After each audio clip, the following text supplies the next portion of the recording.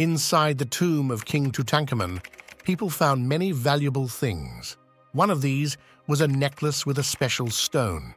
Not a single person had ever seen a stone like this before, and no one knew what it was called.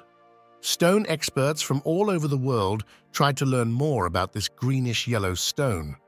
But this small piece of stone was very different from all the stones on Earth.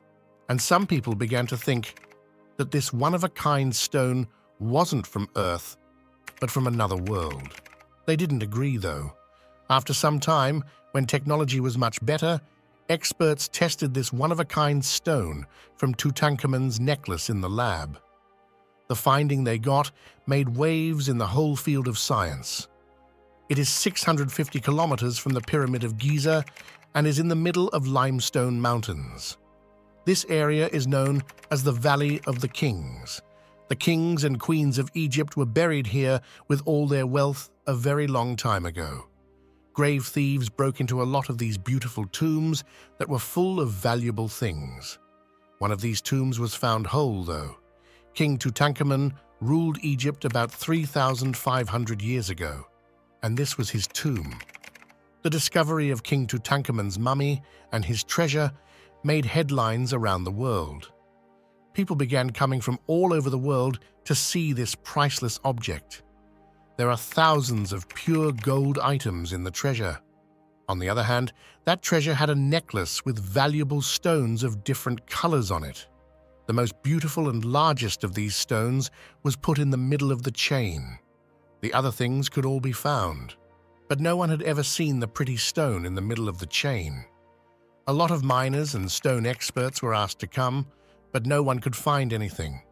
There are 200 known gemstones, but this one is very different from them all. What was in that rock would surprise everyone.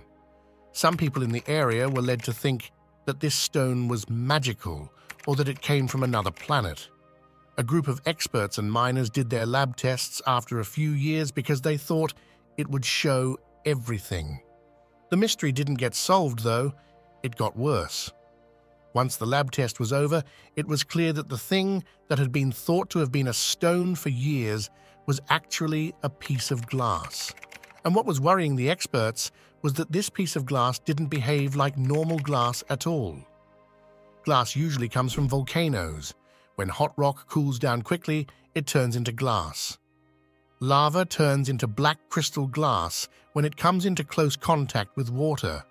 But this piece of glass didn't look like it came from a volcano, and tests in the lab didn't show that it did. More tests in the lab showed that this piece of glass was made at a temperature of over 1,800 degrees Celsius.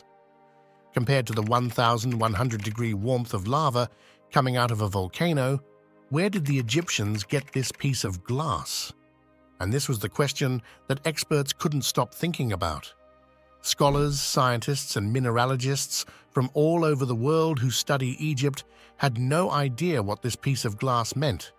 Even after many years, no one could figure out where this valuable glass came from.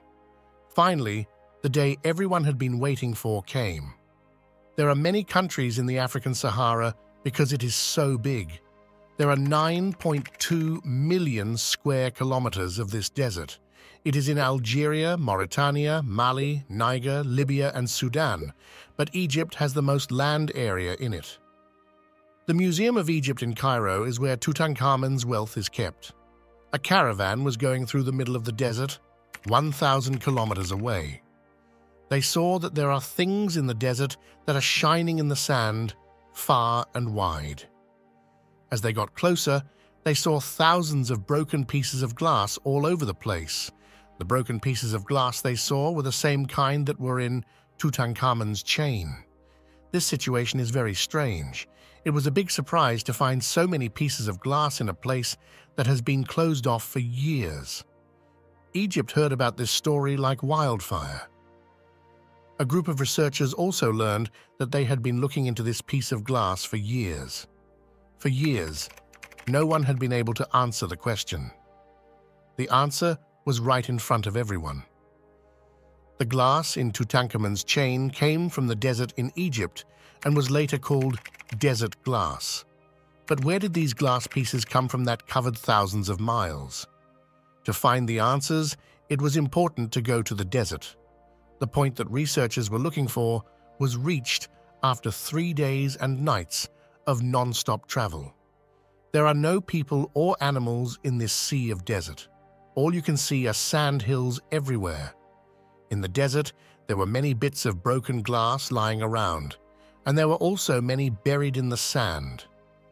This place looks like it was the scene of a terrible accident that made these glasses possible. Millions of these strange pieces of glass have been found all over the desert in the last few years, but no one has thought anything about them. It was time to find out how they got here. A lot of samples were tested in a modern lab. It was found to have some particles that didn't belong on Earth. Another important fact was learned from this test. 30 million years ago, this glass piece was made. Scientists say it can only mean one thing. A big meteoroid hit that area several times. Every day, a lot of meteoroids get closer to Earth, but as soon as they hit the atmosphere, friction sets them on fire, and they disappear before they even hit the ground. But if the meteorite is pretty big, it will be able to hit Earth, and this will definitely cause a lot of damage.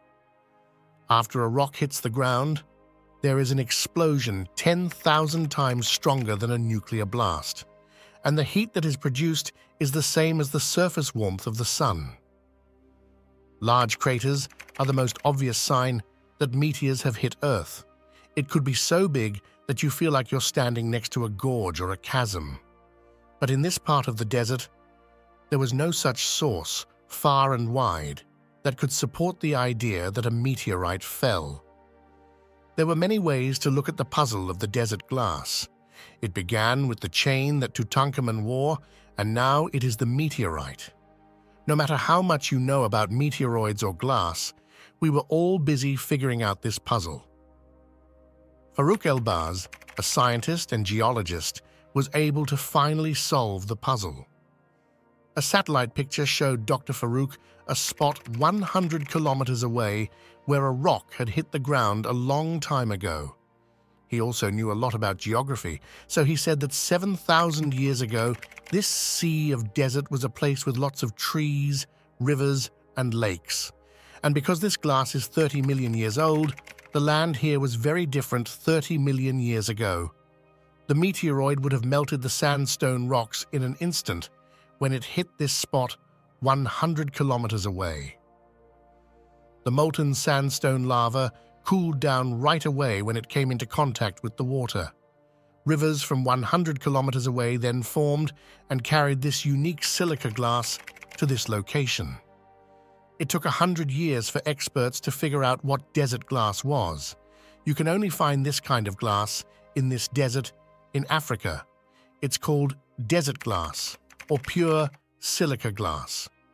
With the help of the wind, the dunes move every year, and new pieces of glass are found there. The largest piece that experts have so far is still 26 kilograms. I hope you enjoy this video and share it with other people. Thank you from the bottom of my heart for your kind comments. We'll see you next time.